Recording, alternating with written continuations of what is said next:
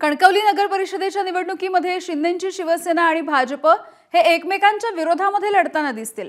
यावरून शिवसेनेचे आमदार निलेश राणे यांनी भाजपचे प्रदेशाध्यक्ष रवींद्र चव्हाण यांच्यावरती जोरदार टीका केली आहे। रवींद्र चव्हाण यांना सिंधुदुर्गामध्ये युती नको होती असं निलेश राणे म्हणाले। रवींद्र चव्हाण यांना 2 जिल्ह्यांमध्ये राजकारण करायचंय असा आरोपही त्यांनी केला। तर रवींद्र चव्हाणांना सिंधुदुर्गाचा राग आहे का असा सवाल देखील निलेश राणेंनी विचारलाय। निलेश राणेंच्या या टीकेवरून नितेश राणेंनी मात्र सारवासारव केली। निलेश राणेंनी चव्हाणांचं नाव घेतलं नाही असं निलेश राणे म्हणतात। भाजप आणि शिवसेनेची युती झाली असती तर अधिक बरं झालं असतं। कार्यकर्त्यांना एक समाधान वाटलं असतं, कदाचित निवडणूक सोपी झाली असती। ते व्हायला हवं होतं पण ते झालं नाही। मी परवाही बोललो,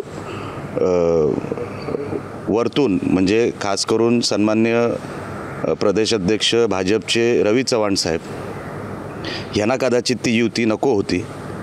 आता सिंधुदुर्गातच का नको होती हा भाग वेगळा आहे। की रवींद्र चव्हाण यांच्यामुळे कुठे त्यांनी नाव घेतलेलं नाही।